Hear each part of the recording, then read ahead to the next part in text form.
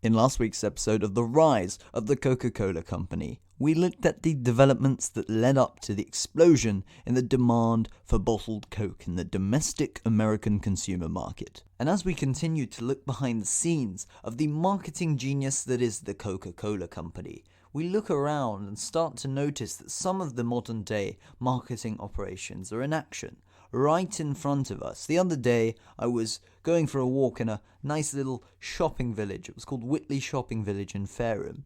And as I walked down this array of shops, I actually noticed that there was a vendor in the middle of the street, and I went closer to investigate, and they were selling Coke's new flavour. Well, they weren't actually selling it, that's what I assumed in the first place, but actually they were giving them for free. They were chucking out Cokes everywhere, opening them with other Coke cans, and creating an experience, a new zero sugar flavour. And then when you walk down the end of the shopping village, you'll see a huge Coke truck, and families were lining up to take pictures with a Santa Claus in the back. It was crazy. But this is a modern day example, and this is one of many. This is just Fareham, a small town in Portsmouth, of which is one of many cities in the United Kingdom. And there could be so many different marketing operations of the Coca-Cola Company going on in all those other cities. It's crazy to comprehend it. And if you've been listening to the previous episodes of this series, you will have realized that the United States had a huge expansion. And I'm talking about the United Kingdom right now, so it is definitely safe to say that Coca-Cola is a global marketing machine. Whilst the Coca-Cola Company was a marketing machine, the bottlers were referred to as somewhat of a cult. The bottlers formed Coca-Cola clubs in their respective cities and towns. They were almost Pablo Escobar-esque. They became well known for selling Coke and providing other services. When World War II arrived, one bottler put his own literature up to help prepare his customers for quote-unquote civil defense, covering everything from what to do in an air raid to the possible presence of foreign spies. But if we're looking at everything on an aggregate basis, then the bottlers appeared to get along with the Coca-Cola companies. However, their identities were distinct, to be sure. Coke made its money comfortably up front from these syrup sales, whilst the bottlers had to squeeze out their profits further along the chain. Coke enjoyed a kind of corporate eminence centered in the lovely city of Atlanta. The bottler, however, was a local guy whose manufacturing plant usually sat near the center of town. Coke believed in mass marketing, as we just mentioned, from the beginning of their operations, whereas the bottlers specialized in the personal touch. By the 1920s, school children were trooping through Coke plants on tours, school trips, excursions, etc., watching the familiar glass containers looping along the conveyor belts and filling with sweet brown soda. And they grew up to feel a connection with the Coca-Cola Company. This resembled exactly the feeling I felt walking down Whitley Shopping Village and being offered a can of Coke to just enjoy whilst walking and going about one's business. The bottlers literally gave jobs to anybody to help the community. What was really interesting was that if there were no jobs left, there would always be some kind of generosity cascading in some form. It could be through new uniforms for a football team, a scoreboard for the baseball diamond, or a fund drive for the Baptists who really needed it. It seems that the bottlers were so loved by the locals, to the point of which they were referred to as your friendly neighbour. This name came about after the bottlers took the money they made and sewed it back into the business. And that's not Coca-Cola, but that's bottling. They bought new equipment to make soda, they bought bigger fleets of wagons, and then trucks to deliver it. They paid the salaries of thousands of mechanics, accountants, and delivery men. And as you probably would have guessed, in doing so, they built up local economies by creating jobs, not just in their plants, but in every industry that expanded along with theirs. And they even gave away money. Such monies were given to places like local schools. What is even cooler is that the bottlers were so closely affiliated with the towns that they were based, and generally they were so well off as a result of selling Coke that they were usually expected to be asked to give things, to do things, and to help run things. As you probably would have guessed, because the bottlers were so divided from the Coca-Cola Company in a sense that they didn't really care about selling Coke that much. They were more interested in actually bottling it and then moving on to make money by whatever means possible. It seems that the bottlers spent money on projects that had nothing to do with Coca-Cola. They might own beef cattle or plant pecan groves. Many of them bought part of an airline or acquired real estate as another way of making their fortunes grow. This did not sit well with the Coca-Cola Company, as you probably guessed, because executives there believed that Coke was the most important calling in the world, and that anything that competed with it was to be avoided. Every penny of a bottler's profits ought to be ploughed back into selling Coke, the company said, objecting vocally, sometimes aggressively when this was not the case. The split between these two operations continued over time. The Coca-Cola Company would always be a place of neat desks, gold watches, and three-piece suits, hushed, carpeted, cool and controlled, and removed from the fray. The irony is, however, the Coca-Cola Company purely sold the concentrate, but the bottling part was all about the drink, Coca-Cola. So, although Coca-Cola wants the soda fountains to sell their concentrate and build up the customer experience, it seems that the bottlers were actually making more waves in this respect, building up communities. This was more so the embodiment of the words that the Coca-Cola Company wanted to happen. But it seems that the bottlers were making more waves in that respect. If we look back to when Candler and Thomson Whitehead had a conversation about the new bottling idea, we should easily remember that Candler said it was simply too expensive and that the investment required for a bottling plant was enormous. And this can be shown through what the bottlers had to do. They had to spend thousands on real estate, then thousands more on buildings and machinery. Even these early bottling machines were powered by foot pedals, which were gradually replaced by electric motors. By doing that, by replacing such machinery, it costs money. Thus, the bigger your operation, the more machines you needed, and they required not only the initial investment, but steady, skilled, and costly maintenance as well. You had to buy bottles too, which broke on a regular basis, and just as often were not returned by the people who drank the Coca-Cola inside them. You had to have vehicles to take the heavy bottles of Coke around to customers to give them for free in terms of marketing at the time. And you had to pay salaries for employees too. Now here's a crazy statistic. Experts at the time who were analysing the difference between the capital investment made by bottlers compared with the Coca-Cola Company's investment in its syrup production came up with a ratio of 20-1.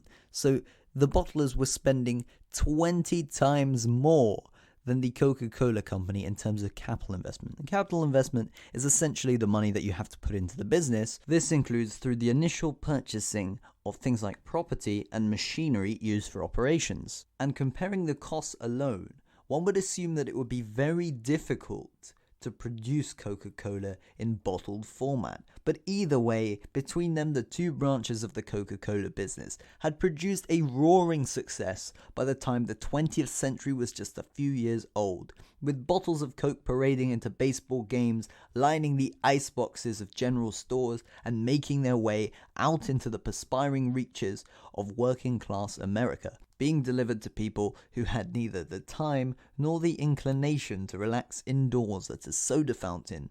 Bottling doubled and tripled Coke syrup sales, expanding faster than Candler ever could have done so on his own.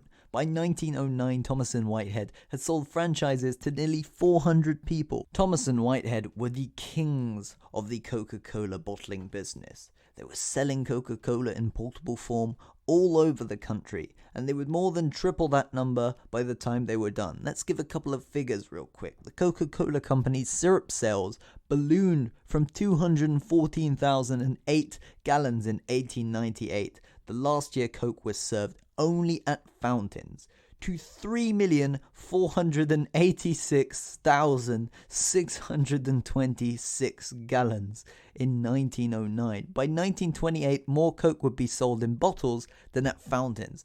That represented a huge opportunity cost to the Coca-Cola Company because they weren't getting any of the revenues from this ballooning in sales. The Coca-Cola bottling franchises were making money at an alarming rate. These bottlers lived really well. Enormous empires flourished because of the money streaming from Coca-Cola bottling franchises. Bernard Biedenharn, one of Joseph Biedenharn's nephews, got the Monroe, Louisiana territory and quickly became a force to be reckoned with. He invested in what is known as Delta Airlines. I reckon many of our American listeners have probably heard of them before, and he invested into them when it was a crop dusting operation, and once the airline took passengers, the planes regularly called at Monroe whilst ignoring other cities of similar size. At the dinner table, Bernard would always say Delta. He would shout Delta to the maid on the other side of the door when he and his guests wanted to be served. Over time, these bottlers became as important as the leaders of the Coca-Cola Company within the social hierarchy they occupied. When the Atlanta Coca-Cola Bottling Company held a dinner to mark its 50th anniversary in 1950, they had the classiest of meals out there. They began with crab meat, prepared in the French manner, and culminated with baked Alaska. The bottlers had arrived. You would always know they were there when there was class and luxury. Thomas and Whitehead, however, although they became the wealthiest bottlers of all, they both died young. Thomas was known to his friends as Rare Ben. This is because he helped develop Lookout Mountain, which is still a place in Tennessee that is home of many of the Coca-Cola families, and he'd amassed an impressive collection of rare books and manuscripts. He and his wife Anne endowed churches, hospitals, and libraries with trust funds and gifts. When Anne Thomas died in 1938, one of the newspapers that were local, it was called a Chattanooga paper, described her as one of the richest women in the city, and the Coca-Cola Company sent an enormous cross of flowers to her funeral. Joseph Whitehead's widow, Letty Whitehead Evans, served for years on Coke's board of directors, and when she died in 1953, a private train marked Coca-Cola Special transported her coffin from one end of Virginia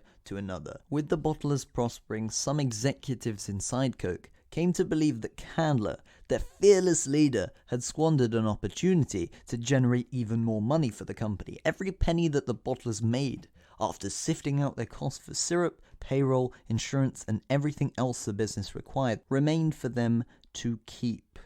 That was the definition of their independence, and instead of profiting only through selling syrup to them, Coke might have been gathering all that cash on the sales of Coke in bottles too. The charitable view held that Candler had financed Coke's enormous expansion through the bottlers without any cost to Coke. But the angrier view inside the company was that he had given it all away. With every passing year, this irritation grew larger and larger, and the impact of what had came to be denounced as the Candler era had become more distressing. Now, by the end of 1915, Candler was gone from the company. He had quit to run for mayor of Atlanta, a race he won handily. He left behind a company that considered its bottling system sprawling, diffuse, and unruly, not to mention a terrible mistake of his rather than any other directors. But at the time, there were about 1,200 Coca-Cola bottlers, each with a specific territory, personality, and assorted business challenges. Most of the first-generation bottlers were seasoned executives with immense skill when it came to making money from their particular markets, and they also had these bossy tendencies when it came to dealing with the Coca-Cola Company. They kept their franchises in the family, passing them down from father to son with all the gravity that such a large responsibility and investment commanded. Bottlers on their deathbeds were said to summon their heirs for a single piece of advice. Son, whatever you do, don't let them mess with the contract. And as one would probably assume, because heredity wasn't a necessary guarantor of success, the heirs weren't necessarily good either. Those were the ones that gave Coke executives sleepless nights. A weak bottler was like an engraved invitation to Pepsi and other rivals to seize more market share, and Coke lived to be number one, but there was not much that Coke could do. The franchises stayed in the same families indefinitely. Unless someone decided to sell, syrup prices stayed fixed, and as time passed, little changed. The bottler network became like an old photograph in which the quality might have faded, but the composition remained the same. Generations of Coke executives looked at the arrangement and thought there had to be a better way. In 1919, just before the country became hooked on bootleg gin and the Coca-Cola bottle displaced the soda fountain as the best-known dispenser of Coke, the Candlers sold the company. And they did this to a group of bankers. The new management of the Coca-Cola Company decided to do away with the contracts that Asa Candler had signed with the Coca-Cola bottlers. That $25 million sale of Coke took place a year after the armistice that had ended World War I. In the next episode of The Rise of the Coca-Cola Company, we will look at some of the aggressive measures that the new owners of the Coca-Cola Company had put in place to effectively force out the bottlers and regain control of the wonderful drink that is Coca-Cola. Thank you so much for listening. I've been your host, Ryan Kia. If you haven't already, feel free to head on over to our site, quantiumresearch.co.uk, for additional articles, podcasts, and more. Until next time.